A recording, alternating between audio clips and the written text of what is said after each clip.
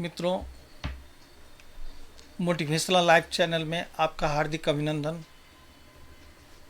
पहला सुख निरोगी काया के अंतर्गत ये 7वां वीडियो आपके सामने।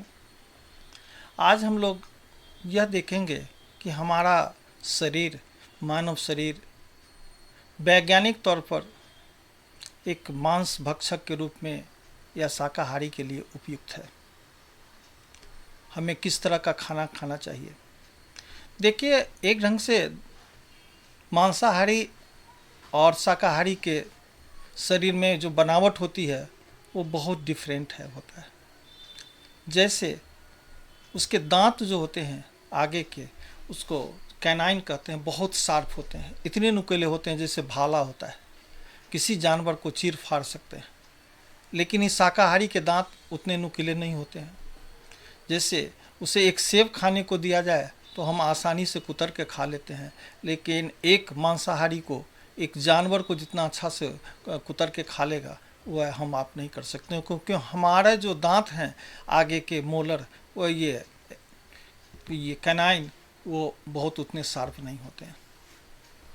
दूसरा, उसके विपरीत मित्रों, हमारे जो अंदर के दांत होते हैं जिसको मोलर टीथ कहते हैं, वो चबाने में बहुत सहायक होते हैं। यह मांसाहारी के जो जानवर होते हैं उसमें कमज़ोर होता है, वो नहीं इस तरह से चबा सकता है। जैसे हम चने को चबा चबा के खा सकते हैं, एक कुत्ता, एक बिल्ली उसको उस तरह से नहीं खा सकता है। दूसरी बात, हम लोगों के मुंह में एक ग्लैंड होता है जिसको सलेवरी ग्लैंड कहते हैं, जिससे लार निकलता है।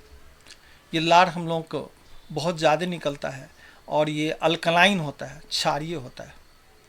तो जो भी शाकाहारी जंतु हैं, शाकाहारी भोजन करने के लिए उनको उपयुक्त है, उसमें सलेवरी ग्लैंड से सलाइवा निकलता है जो कि वेल डेवलप्ड होता है।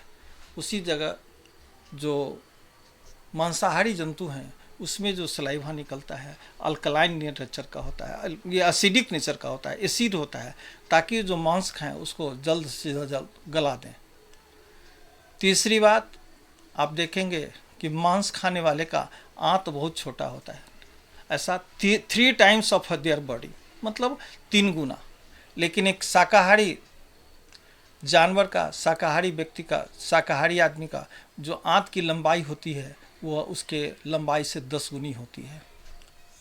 तो ये आप उससे समझ सकते हैं कि वो हम शाकाहारी हैं या मांसाहारी हैं।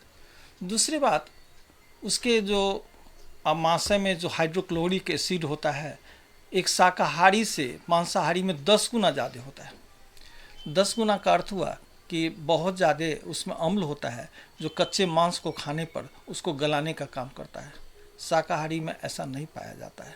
शाकाहारी में अम्ल की मात्रा बहुत कम होती है, और जब बहुत कम होती है तो इसीलिए दूसरी, उसकी जो आंत की लंबाई यदि लंबी हो जाए तो मांस ज़्यादा देर तक यदि शरीर में रहेगा तो सड़न उत्पन्न करेगा, इसलिए उसकी आंत की लंबाई छोटी होती है और हम लोगों की आंतों की लंबाई शाकाहारी की बड़ी होती है। इसके बाद जो ये ऐसा देखा गया है कि जो शाकाहारी व्यक्ति हैं उसके शरीर में छिद्र होते हैं, पसीने निकलते हैं। लेकिन आप देखेंगे मांसाहारी जानवर के शरीर में पोर्स, जो छेद हैं उसके स्किन में नहीं होते हैं। वो जब भी अपना श्वसन या उस तरह से ठंडा होना चाहता है तो जीभ के थ्रू अपने आप को वो ठंडा करता है। अतः मित्रों, शाकाहारी, हम मानव शरीर एक शाकाहारी के रूप में है, आप ज़्यादा उपयुक्त है, क्योंकि हमारी बनावट जो है वो एनाटोमिकली हम यदि देखें तो शाकाहारी के लिए ज़्यादा उपयुक्त है।